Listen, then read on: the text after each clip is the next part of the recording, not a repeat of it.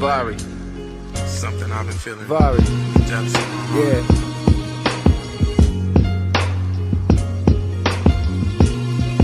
Yeah.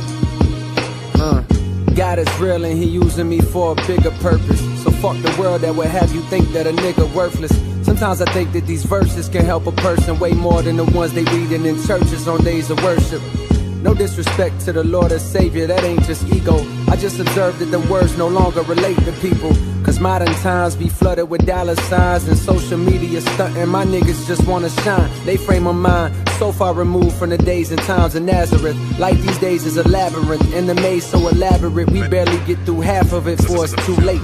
My niggas is felons from selling weight in more than 2 states. 2-2 in his waist before he could even shoot straight. Quick to draw on you like Aaron McGrew, the nigga who fake. All of that to say maybe the hood need a new face. A new story about a boy from not too far where you stay. Want you to fly, want you to fly, want you to fly, want you to fly, here we go. Want you to fly, want you to fly, want you to fly, want you to fly, here we go. His mama was a virgin named Yolanda, and she raised him on her own. After she was disowned, her mama called her a liar, said get the fuck out my home since you wanna be grown. So there she was now, 17 and alone. But this little boy that grew in her stomach made her feel strong. The angels paid her a visit one night and let it be known this was God's child. Woman, behold a miracle. She shed tears cause she never believed in the spiritual, but her heart was pure and she was good. For 18 years she raised him on Section 8 in the cold embrace of the hood. Did the best that she could. The boy was named Javari, walked with the spirit of his father emanating from body.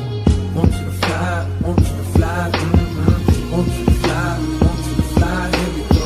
Want you to fly, want you to fly, want you to fly, want you to fly, here we go. Back in the hood, look at Lil Vari preach. His words were full of spirit, his truth it would always reach. He laid his hands on Toya when niggas called her a freak and told her that God loved her no matter who she let be. But being promiscuous is a sign that there's something deep that troubles her soul. The day she lets it go, she'll find peace. She broke down admitting her stepfather had touched her for years. She kept it secret for fear of her mother's grief. Now the bitterness she feels for that nigga is at a peak, and a lack of self-esteem is the reason that she would sleep with anybody and not think twice. Javari spoke calmly, instructing her to forgive her stepfather. Though he was wrong, he was sick, afflicted by evil, but the power to switch how you feel about people who hurt you is truly a gift. The thing that can make you rich or keep you down in the ditch. If you refuse to let go of the ground, then how can you lift into the sky where you belong with the Most High? Now wipe those tears from your eyes. My father wants you to fly. Want you to fly, want you to fly, want you to fly, want you to fly, here we go. Want you to fly, want you to fly, want you to fly, want you to fly, here we go.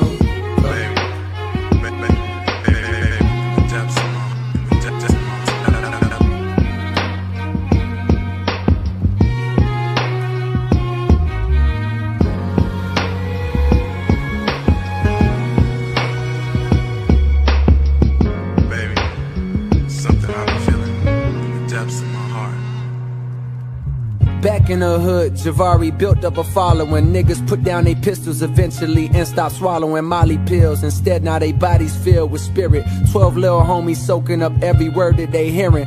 The neighborhood done changed in attitude and appearance.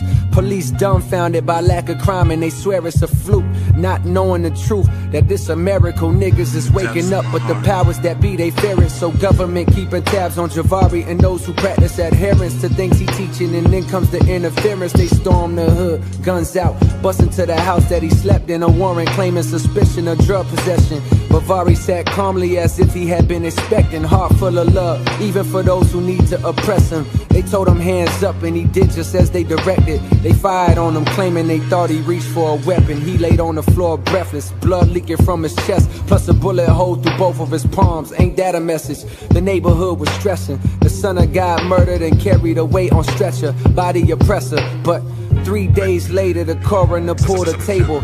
And what happened next is like something you see on cable or hearing a fable. He was suddenly able to open his eyes. Look at him rise, the coroner was surprised.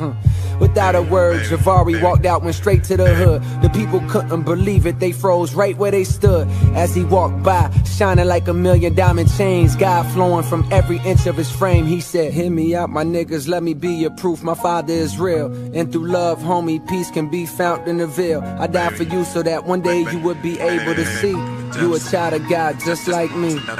Hear me out, my niggas, let me be your proof. My father is real, and through love, homie, peace can be found in the veil. I died for you so that one day you would be able to see you a child of God just like me. And I want you to fly, want you to fly, want you